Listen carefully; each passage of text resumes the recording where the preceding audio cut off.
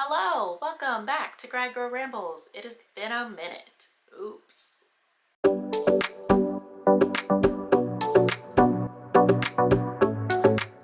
Um, yes, so this is an overdue check-in, wrap-up.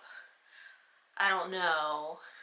The last video that I posted was that I did not match in phase one of the APIC process, but since then I went through phase two and I did all the stuff and I matched at one of my top sites in phase two, and I'm really excited about it. And just gonna talk a little bit about like how phase two went and what that looked like logistically, and also just like my feelings around it. Um, but so, and I kind of talked about it in the last video a little bit, but the way phase two works is that it starts an hour after um, phase two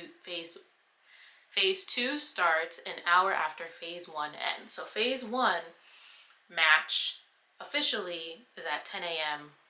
February 17th. Phase two started at 11 a.m. Eastern on that same day. And so that day, you know, crying boo-hoo, like everything's kind of falling apart. All of the sites that still have positions unfilled, there are some sites that, I think there are some sites that were not in phase one, but they had positions available for phase two. All of those are up, the ones that they know of, at 11 a.m. And then throughout like the next week or so, no, throughout the next 6 days, because the application process for phase two is only 6 days, they're updating the list every day of different places that have positions available.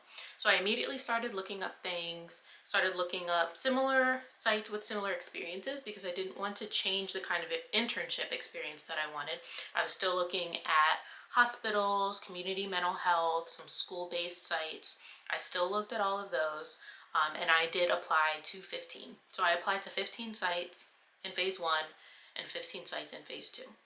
And I think this can be a completely separate video, but the like do's and don'ts of phase two I feel like are a little different from phase one. But in that time you have the option to your like main application is the same, but you can change, you can edit your essays, you can edit your CV, you can edit, I think that's it. Oh, your cover letters, and you need to do that so that they are specific to your sites. And so I did that. I found 15 sites that I really felt would be a good fit. I didn't have as much time to research them as much as I did in phase one, so I did feel like some of them I didn't know as much about. I only really knew like surface level things of the experiences. And then I just went for it. I didn't change my essays or my CV. The only thing I changed on my CV was like updating it, because I don't want to say the issue, but getting interviews in phase one was not a problem. I had interviews at some very competitive sites. I think part of the issue is that I applied to a lot of very competitive sites, and as I have said, as many people have said and will say, school psychology students are, I'll just say, slightly at a disadvantage, where some sites either don't consider you at all, or if they do accept, you know, if they do invite you for like an interview, they're still kind of like, what are you doing here? So I didn't change my essays. I didn't think that there was anything wrong with my essays. I also don't think there was anything wrong with my interviews. I think I kind of just, I was really shooting for the stars. And in the second phase, I was just more focused in what I wanted and really hit home like why I wanted specific sites. But all the stuff, you know, I had a lot of interviews in phase two. It was extremely overwhelming. Most of them were over my spring break, which was nice because I didn't have class, but I also didn't really have a spring break. But at the end of the day, I matched, and I'm going to be going to Ochsner Health in New Orleans, which is very exciting. And I matched to their pediatric health track, which is literally what I wanted in phase one.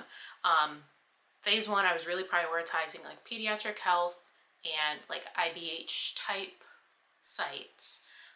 And so that's what I really focused on in phase two. And with that, I'm really excited because I get to move to New Orleans. So I'll be there for the next year. And I've been to New Orleans one time, and it was only for an interview when I was applying to grad school. And so when I went there, I literally flew in, went to sleep, had my interview the next day, and then immediately flew home. So now I get to explore New Orleans. I get to live in New Orleans, so I'm not going to be kind of getting to know it as a tourist, which is kind of exciting. I get to see what it's like to actually live there. So I'm excited. I also have a friend from high school who lives down there, who I think is very excited that I'm moving down there, and I haven't really gotten to spend a lot of time with her since high school, so I'm excited. Yeah, but I think this whole process has been extremely draining, and something that I may have mentioned in the previous video is that like it's easy for me to be very excited for my friends who matched in phase one.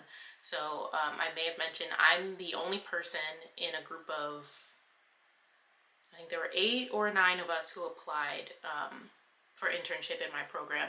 I was the only person who did not match in phase one. So that was really sucky, and I think was kind of just like this. It was a very isolating experience because, you know, phase one, we'd all kind of gone through this together. We had like our weekly, we would do these co-working groups where we were like, okay, every Thursday morning we're going to work on our applications. Like we weren't we didn't do, I don't think we did any peer review, but we would all just like sit in a room together and work on our applications together, and that was really helpful. With this, I only had 6 days to pull together 15 cover letters, whereas before I had 2 months.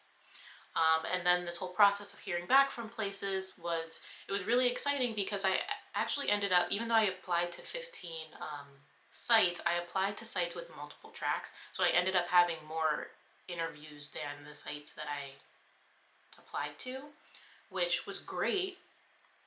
But the process for phase two is so shortened and expedited that I think I lost so much sleep in phase two. I didn't feel like I could do anything except for phase two. Like I was behind on a lot of classwork. I asked for extensions and things.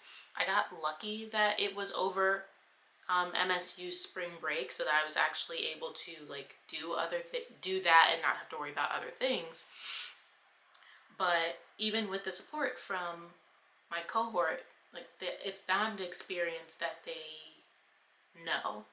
They know the kind of drawn out process, and then for me the turnaround was a month.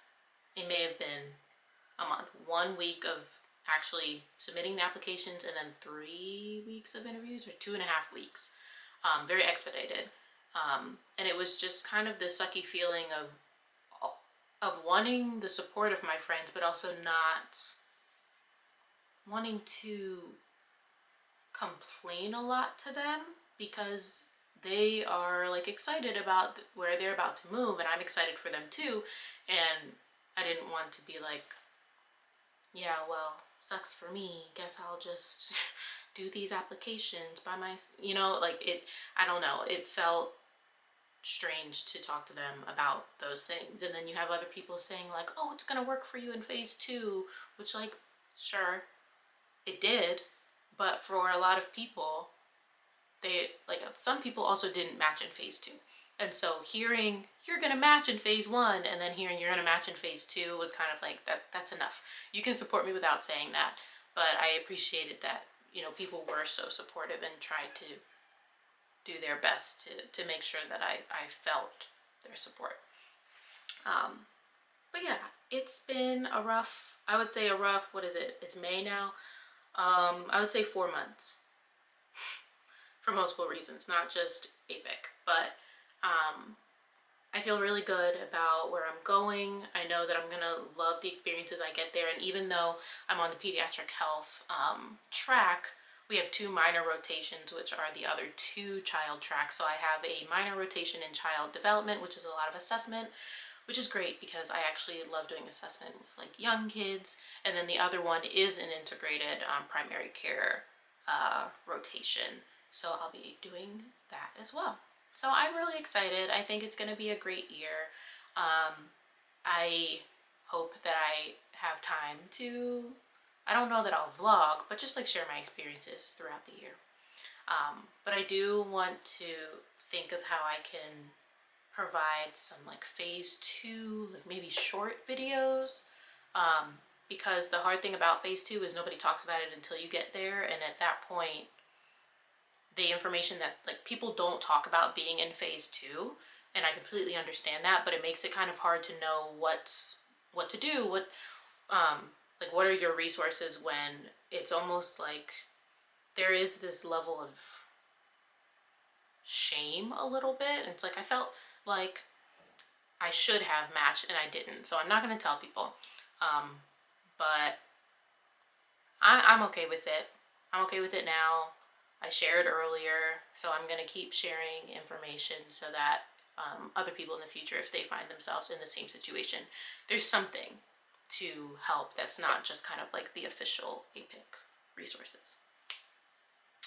But yeah, other than that, this is my last day of my semester. So my coursework is done, which is why you're actually getting this video. I've just been so bogged down with things that I haven't had the time.